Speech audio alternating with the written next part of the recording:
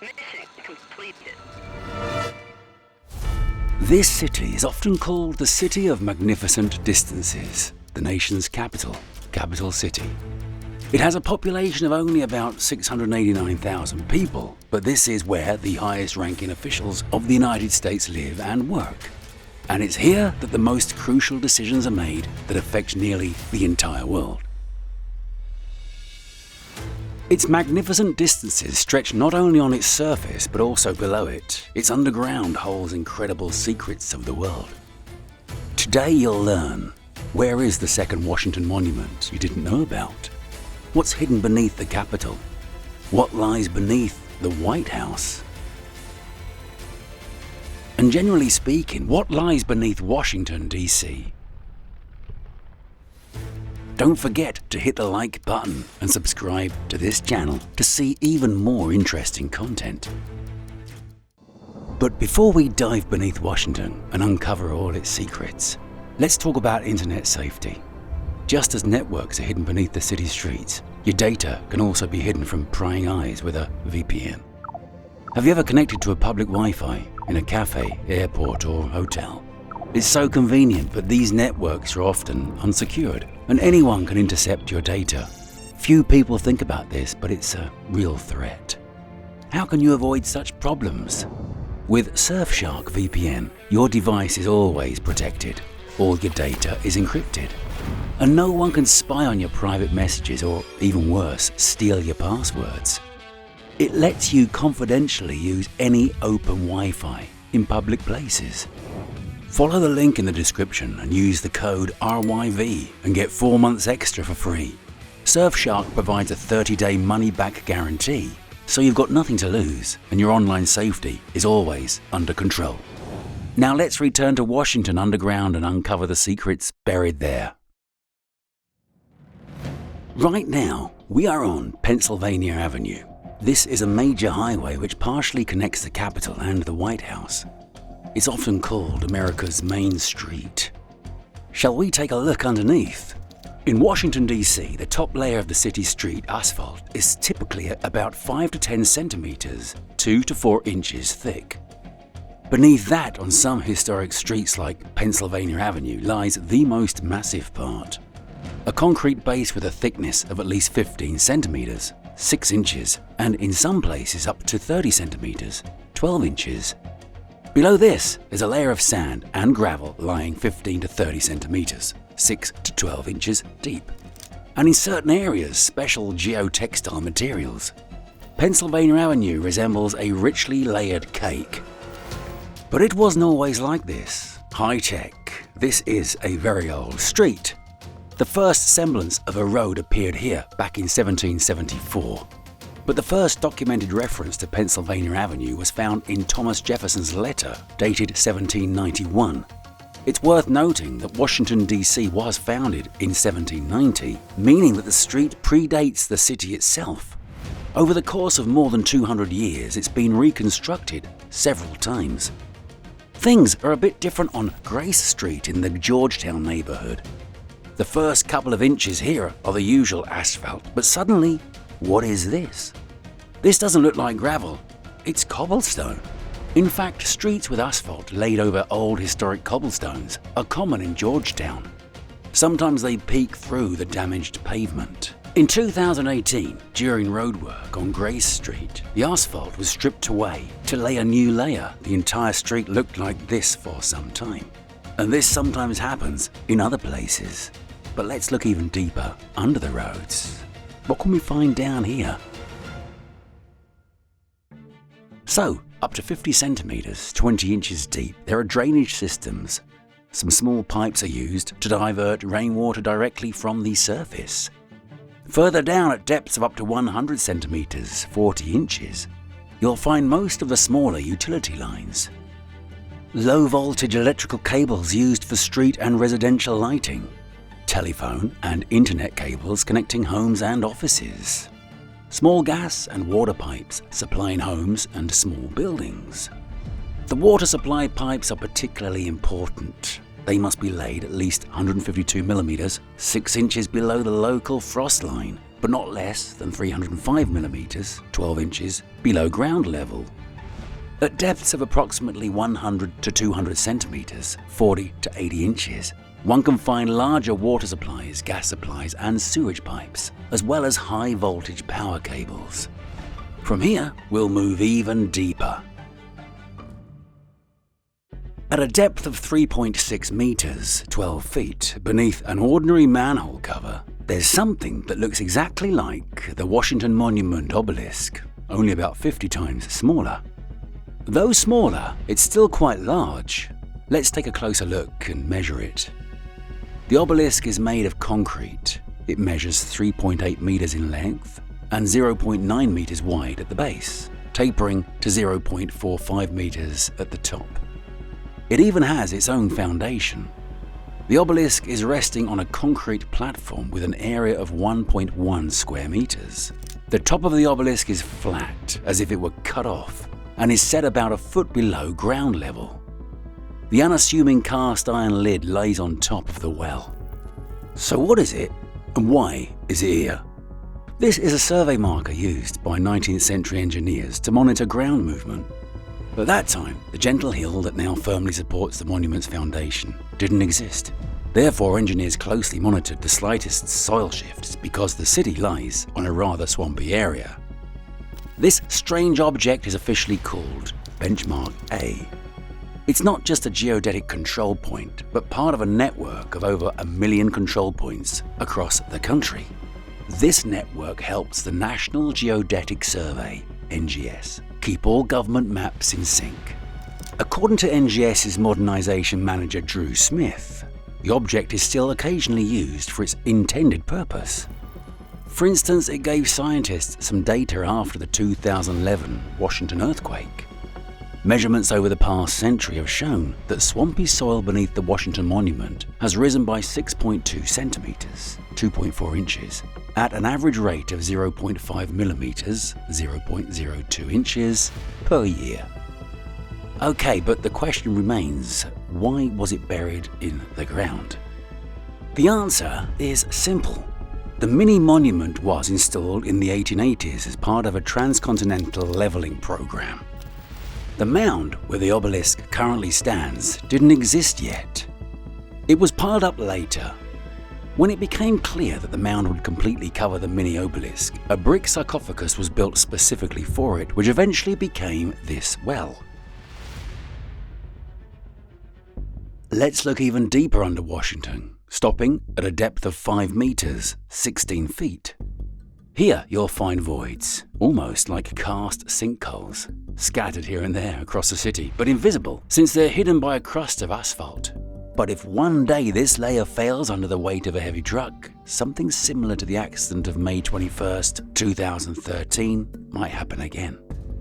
A deep sinkhole vaguely resembling a karst formation appeared at the intersection of 14th and F Streets in northwest Washington that day. As it turned out, it went about 5 meters, 16 feet deep. Here beneath the asphalt, there was also a line of utility conduits, various wires and pipes encased in concrete pipe-like structures. Part of the line body had also collapsed and heavy chunks of concrete fell into the void. And not just to the bottom of the hole, but on the old sewer with a diameter of 137 centimeters. It was built back in 1897 out of brick. And now, almost 110 years later, it was severely damaged by concrete blocks that fell from above. By the way, this wasn't even the oldest section, as Washington's sewer system is about 200 years old. The first structures were built as early as 1810. After the 2013 incident, this section was closed for several days, forcing city residents to abruptly change their routes and work schedules. One might think the incident was resolved. But less than a year later, a similar sinkhole appeared nearby, about 60 centimeters wide and 120 centimeters long, along the northbound 14th Street northwest between Constitution Avenue and Pennsylvania Avenue. Initially, it was thought that a leak from a ruptured sewer pipe might have caused soil erosion under the street. However, workers discovered that there was no water or sewer infrastructure directly beneath the sinkhole. The story even made it into the Washington Post with the headline, "Cause of Sinkhole in 14th Street Northwest Still a Mystery." Unfortunately, such incidents do happen. Underground Washington can be treacherous, and the most annoying thing is that such incidents are almost impossible to predict. No one knows where another such void might be forming beneath the asphalt right now. But it's time for us to move on. We'll stay at roughly the same depth where we explored the underground utilities and continue our journey to uncover the more interesting stuff. At around 6 meters, 20 feet deep, we'll come across tunnels, but this isn't part of the city's subway system. This is the United States Capitol subway system, a unique transportation network. It consists of 3 underground electric systems for passenger transport, connecting the Capitol with several other facilities, all of the Senate buildings and one of the House of Representatives buildings. The first line was built here in 1909 to connect the Russell Senate Office building with the Capitol. In 1960, an additional monorail line was built for the Dirksen Senate Office building. 5 years later, a 2-car subway line was added, connecting the Rayburn House Office building with the Capitol. In 1982, the Dirksen monorail was extended to the Hart Senate Office building, and in 1993 it was replaced with a fully automated operator-free line. This created a whole network of miniature underground lines. There are 2 separate lines operating on the Senate side. The first is a crude 2-track system, with 1 open car on each track. It connects the Russell Senate building and the Capitol. The second one is a computerized system with 3 enclosed trains, each consisting of 3 cars. The trains run at 90-second intervals. It connects the Hart, Dirksen, and Capitol buildings. Interestingly, the train cars lack their own propulsion systems. The train cars are unpowered. The train is propelled by a trackside linear motor. This line has 2 parallel tracks for most of its length, but at the Hart and Capitol stations the tracks converge into one with a single-side platform. This makes it easy to return to the opposite path. Dirksen Station has a side platform for Capitol-bound trains and an island platform for Hart-bound trains. All 3 stations are equipped with platform doors. A small maintenance siding is located next to Hart Station. On the House of Representatives side, the old crude 2-track system is still in use. There's 1 open car on each track, carrying passengers between the Rayburn House Office building and the Capitol. The other 4 House Office buildings are not serviced by the subway. 2 of them, Cannon and Longworth, use a common underground pedestrian tunnel, while the other 2, Ford and O'Neill, have no underground connection to the Capitol. The House and Senate subway system do not end in the same place under the Capitol, but are connected by a maze of tunnels. You might think that only CIA agents and other special services use this miniature underground, but in fact, it's a practical means of transportation for government employees. Moreover, even the general public can access it during a tour led by accredited specialists with clearance. Surely there's something even more interesting directly beneath the Capitol. Just below the Capitol Rotunda, at a depth of around 6 meters, 20 feet below the surface, you'll find this. Washington's tomb, but it's empty. How did this happen? You'll find out in a second. When Washington died in 1799, the Capitol was still under construction. Both houses of Congress passed a resolution calling for Washington to be buried in the Capitol once it was completed.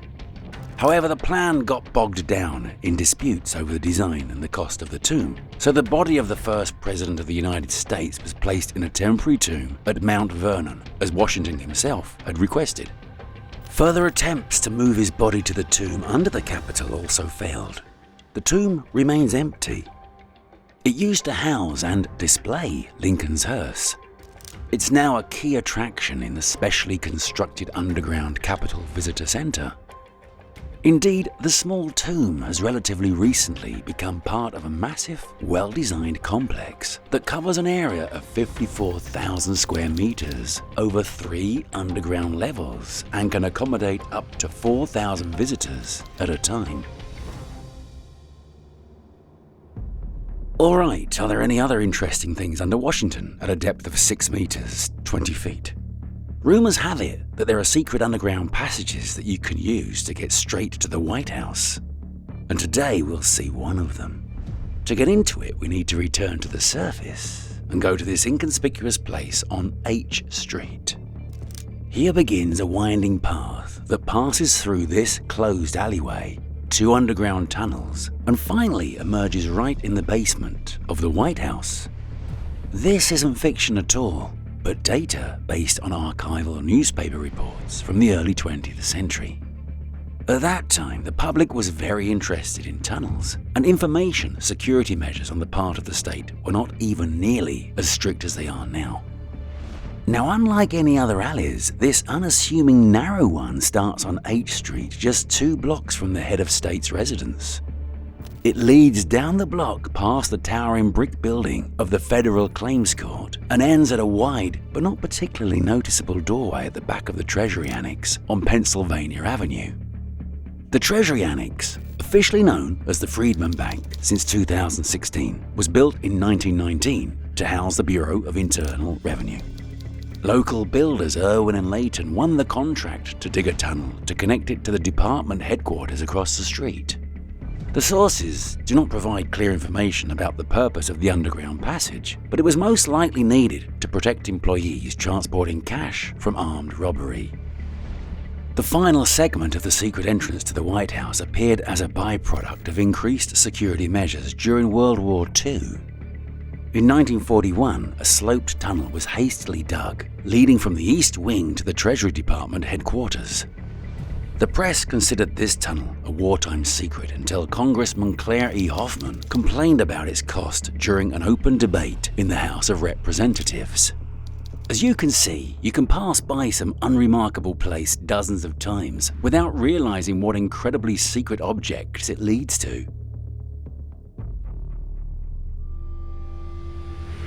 But the interesting stuff doesn't end here. Let's move on to another site, also located about 6 meters, 20 feet below ground.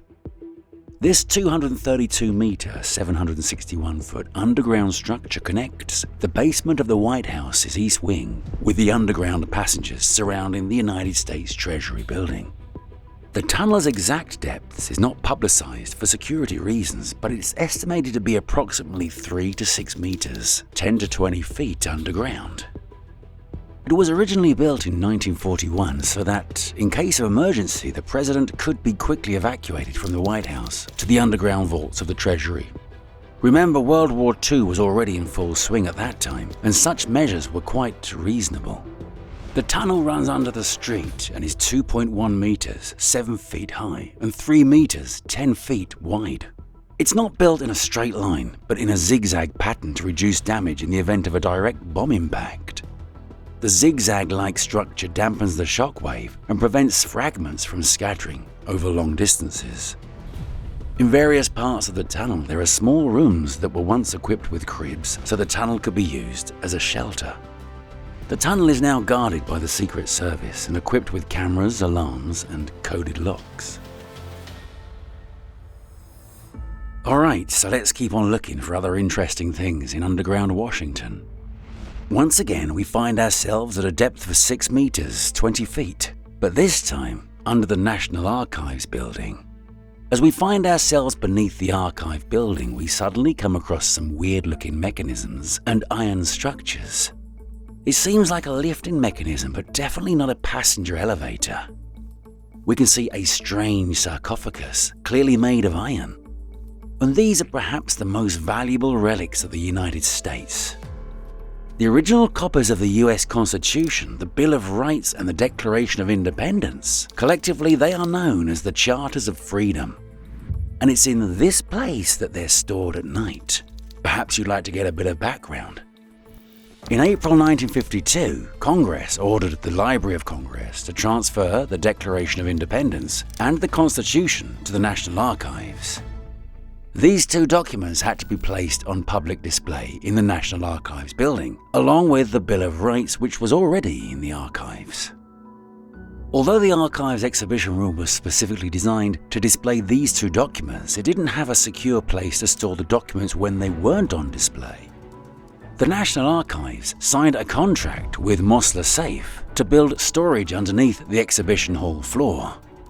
At the time, it was estimated that about 70% of all banks in the United States used Mosler safes and vaults. It's enough to say that they had also worked on projects like a gold bullion vault in Fort Knox and a bank vault in Hiroshima which survived a nuclear attack. Thus, these guys were reliable in every sense.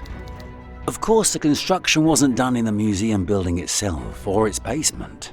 The company built the vault in Hamilton, Ohio, and then shipped it to Washington for installation. It was made of steel and reinforced concrete. They installed it about 20 feet below the showroom floor. And since it was the Cold War era, the vault was designed to be fireproof, shockproof, and capable of withstanding a powerful blast wave. During exhibitions, 3 legendary documents were displayed in the latest showcases of that time. Every night, an elevator would carefully lower the documents along with their showcases through the floor into this massive 50-ton safe, where they remained overnight. The next morning, the elevator would raise the documents again for everyone to see. Today, the National Archives no longer uses the Mosler safe to protect the Freedom Charter. A major renovation of the National Archives building in the early 2000s included a complete overhaul of the security system guarding the charter. Now we're at a new storage facility built by the famous Diebold. You've probably used ATMs with their logo more than once. Alright, so we've sorted out the museum storage area. And now let's finally go down another 2 meters or so. We're 8 meters, 26 feet underground, in the tunnels beneath DuPont Circle. Fans of the Fallout video game might recognize this location as a vault in the game world. Let's see what's really down here. These tunnels are much more spacious than the previous ones. Judging by the old rails, they were used for transport, although things aren't quite so straightforward. There are a lot of things here that don't really fit together. Some rather poorly made fake trams seem to have been used for a long time as a catering establishment. There are equally strange art installations, and walls completely covered with graffiti. In some places we see remnants of supplies, clearly meant for a nuclear war. Personal belongings were left here and there. Someone spent the night here, and more than once. What kind of place is this anyway? Is it a tram tunnel? A conceptual venue? An art installation? A bomb shelter? An abandoned site or a homeless shelter? In fact, all of these put together, just at different times. Over the past 80 years, this place has served each of these purposes. And this is where it all started.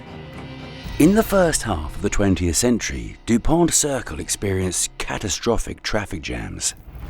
As a result, over the course of several years, an underground passage for cars was built, along with a couple of concrete tunnels, each circling one side of the circle and designed specifically for trams. But the project turned out to be short-lived. By the end of the 1950s, it became clear that buses would become the primary mode of public transportation. But buses had a hard time fitting into these tunnels. The $4.8 million project, about $60 million by 2024 standards, turned out to be virtually irrelevant by 1961. Soon, even the entrances to the tunnels were sealed off.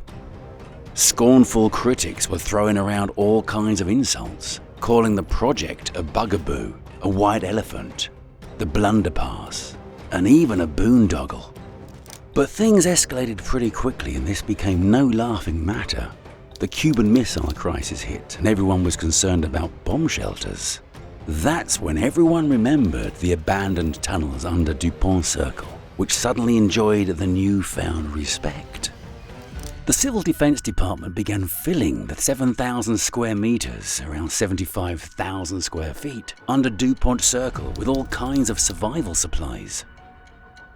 By the mid-60s, the premises were ready to accommodate about 3,000 people. The tracks were lined with water barrels, portable toilets, and literally tons of civil defense survival biscuits. Sounds like a treat, doesn't it? We all, humanity that is, got lucky back then. Nuclear missiles were never launched.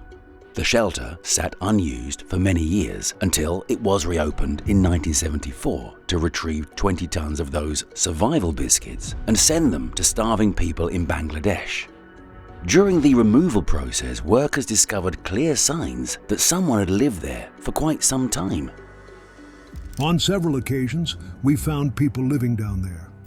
A few years ago, we found a little apartment set up. They'd been eating the biscuits and using the portable johns.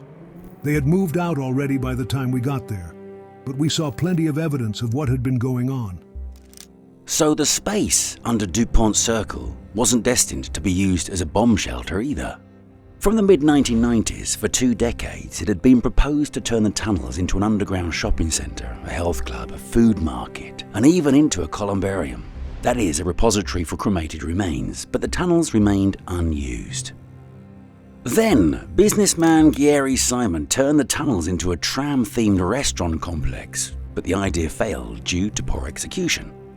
The latest and current chapter of this underground saga began in 2005, when designer and architect Julian Hunt noticed a staircase leading somewhere underground. Together with his partner Lucretia Laudy, they created the Arts Coalition for the DuPont Underground. As a result, they turned a crumbling abandoned building into a fascinating art space. At the grand opening in 2016, thousands of white plastic balls, previously used in an exhibit at the National Building Museum, formed structures throughout the tunnel, creating towers and mazes along abandoned railway tracks. In 2022, the country renewed the lease for another 10 years. What's interesting is that if the DuPont Circle tunnels continue to function in their current capacity until the end of the current lease term, they will have existed longer as an art space than what they were originally intended to be. Well, perhaps this is their real calling. Let's keep on looking for something interesting. What will we find next? At a depth of around 11 meters, 36 feet, we'll see the foundation of the Washington Monument. Let's come to the surface for a moment to admire this gigantic structure. With a height of 169 meters, 555 feet, this is the tallest obelisk in the world. It is 30 meters, 100 feet taller than the highest Egyptian pyramid. Before the Eiffel Tower was built, it was the tallest man-made structure in the world. That's what's on the outside, and it's undoubtedly impressive. But what lies underneath? What holds up all this huge mass of stone and marble weighing more than 90,000 metric tons? If you didn't know, the hill the obelisk stands on is largely man-made. Now the lower part of the monument is completely hidden underground. Originally, it looked like this. This was after the very first foundation structure had been significantly redesigned and reinforced. The construction of the foundation took place over several decades in 2 major phases. Interestingly, the obelisk itself was built simultaneously with the foundation. The first stage began with the excavation of approximately 2.3 meters, 7.5 feet, of topsoil. On this bed of the foundation, the cornerstone was ceremoniously laid in the northeast corner of the proposed foundation. The rest of the foundation was then constructed of bluestone gneiss rubble and spalls, with every crevice filled with lime mortar.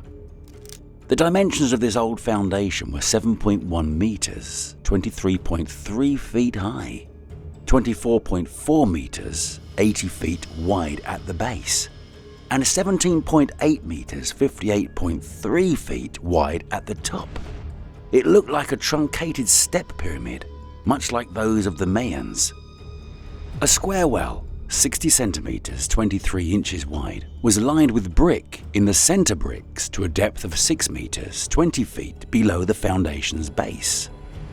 It was needed to supply water during construction.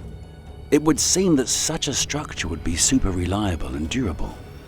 But then calculations showed that the expected weight of the monument would be too great. So it was decided to reinforce the foundation. A large unreinforced concrete slab was soon added. It lay below the perimeter of the old foundation.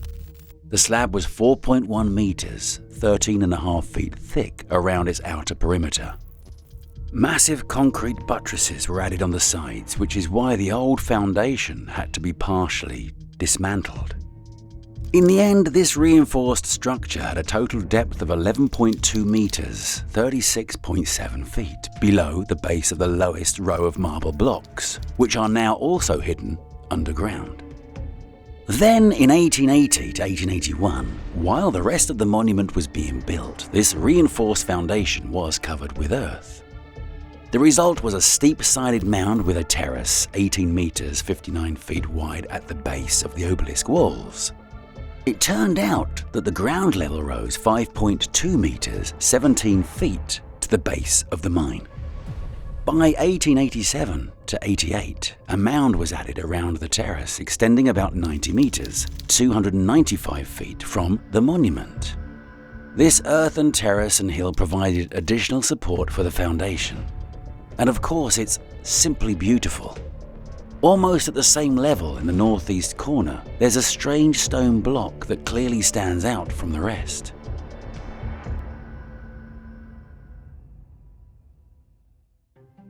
This is the same cornerstone mentioned earlier, which was solemnly laid into the foundation of the monument on July 4, 1848. James K. Polk, the 11th President of the United States, presided over the ceremony. Moreover, for ceremonial purposes, he used the same trowel that George Washington himself had used when laying the Capitol's cornerstone 55 years earlier. It's a large marble block weighing 11,100 kilos, around 24,500 pounds, standing at 0.76 meters, that's 2.5 feet tall, with each side measuring 2 meters, 6.5 feet in length. It's not just a symbolic stone, it's a time capsule. Moreover, it's very roomy. Inside, there's a zinc case filled with memorabilia. Let's take a look inside to see what the ancestors of modern Americans put in this time capsule. Copies of major documents, Declaration of Independence, US Constitution, Bill of Rights. Coins and medals minted at that time. A whole newspaper file containing mentions of George Washington himself or the monument. And much more, 71 items in total. This would now be an incredibly valuable relic, but when placing it, the workers were rather careless, resulting in a piece of the stone breaking off. Here it is. It was picked up and carefully preserved by a certain Joseph Meredith Toner, a Washington resident, physician, philanthropist, and amateur historian. He enjoyed collecting anything related to George Washington. Well, then it seems like we've seen everything interesting here. Let's continue our journey. We're going down even deeper, reaching a depth of 12 meters, 40 feet. We find ourselves in the catacombs. And here comes yet another surprise. As you'll see in a moment, it's quite a shocking one. Judging by the surroundings, this place is clearly somehow related to the era of early Christianity. As we walk through the tunnel, we notice ominous signs that confirm this guess. These are wall burials, reminiscent of early Christian graves in the catacombs of ancient Rome. Hold on, what? Ancient Rome? What? Early Christians? We're in the USA, not in Europe, and in Washington, a city built in the 18th century. But what is it and what kind of burials are these? In fact, these are not burial sites at all, but simply stylization. That's it, it's fake, except for one thing. This underground complex is located under the Franciscan monastery of the Holy Land. It was built at the turn of the 20th century by a group of Franciscan friars with a very noble intention. They wanted to create a replica of part of the Holy Land for North Americans who couldn't afford a trip abroad. These catacombs have official paper approval and contain one actual skeleton, which appears to be that of a 7 or 8-year-old child. Legend has it that the bones belong to a 2nd century martyr and were brought to Washington from the catacombs of St. Callistus in 1929. I wonder what else could be hidden under Washington at the depth of up to 12 meters, 40 feet. Let's take a look under the Lincoln Memorial, where there's a massive underground space. About 4,000 square meters, 43,800 square feet. Where did it come from? The memorial's construction began in 1914 on marshy land known as the Potomac Flats. There wasn't much choice, as the entire city essentially sits on marshland. The Army Corps of Engineers just completed a multi-year project to prepare the memorial's foundation. Workers had to dig an enormous pit 12 meters, 39 feet deep. They then poured dozens of concrete columns to support the future marble structure above. After that, they built everything else, and the memorial became what we know today. But what happened to the dungeon? They completely forgot about it for 60 years. It wasn't until 1975, during renovation work, that it was rediscovered. The Washington Post reported at the time that as part of the preparations for the memorial's bicentennial, during restroom renovations, crews began digging into the building's foundation and discovered a vast, forgotten space. They brought along some spelunking friends who were amazed to find that over those 60 years, the basement had turned into a real cave with stalactites and its own ecosystem, including insects, rodents, and other living creatures. Another interesting find was historical graffiti made back in 1914. These rock paintings were made by the very workers who built the memorial. For a time, the National Park Service offered flashlight tours of the underground, but they were abruptly discontinued in 1989 when a hiker spotted asbestos there and alerted the authorities. In the following years, they couldn't decide what to do with this find. But in the end, the premises were given to the National Park Service, which intends to create a new, modern exhibition space of 1,400 square meters, 15,000 square feet. There will be multimedia presentations and new exhibits about Lincoln's life. Visitors will also be able to view the part of the underground space that has become most cave-like. Well, that was really impressive. Is there something even deeper? Preferably something secret? Indeed there is, and to find it, we need to look under the White House. Or rather, under its eastern wing. There is a presidential bunker here which, according to various sources, can be found between 15 and 40 meters, 49 and 130 feet. What else can we find in Washington at this depth? Well, there is something, but for this we need to move to the Russian embassy. Close to this building, about 15 meters, 49 feet underground, we'll see another tunnel leading directly to the embassy. And in the opposite direction, it simply leads to nowhere, to some nondescript area. It's hard to say exactly where. Clearly, no one has looked after this underground structure for many years.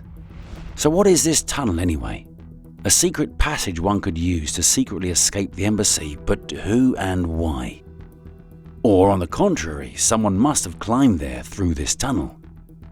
Actually, neither one nor the other. Here's the thing. Firstly, this building became the Russian embassy only after the USSR's collapse. Before that, it was the Soviet embassy. And the story of this strange tunnel is rooted in that period.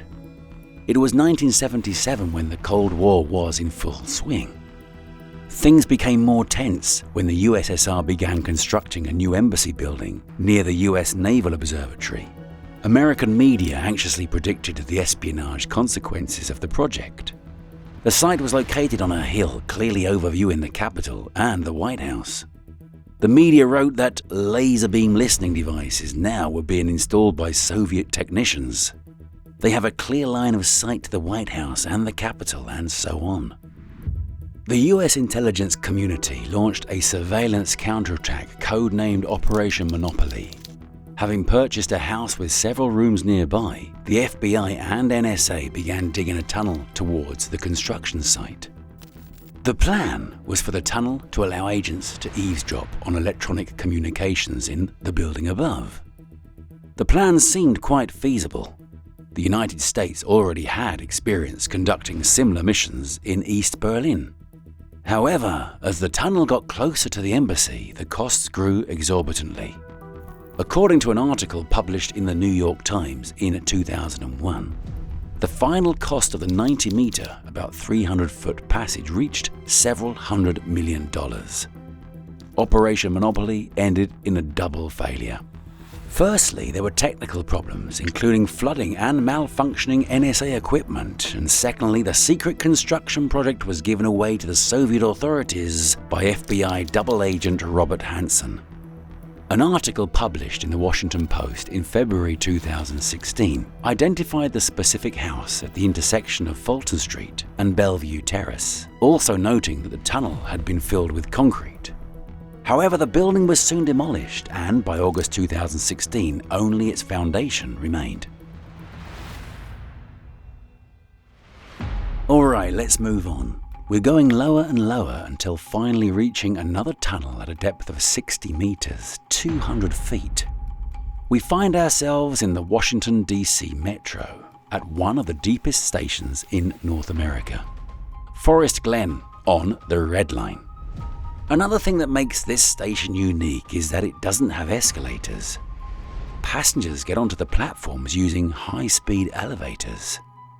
The next station on the same Red Line, Wheaton, has the longest continuous escalator in the United States and in the entire Western Hemisphere. It's 70 meters, 230 feet long. The very idea of building a metro system in this challenging swampy area was very ambitious. Construction began in 1969, and already in 1976 the first line, Red, welcomed its first passengers. Now it's a whole network of 6 lines: red, blue, orange, yellow, green and silver. The system includes over 90 stations and extends over 230 kilometers, 143 miles.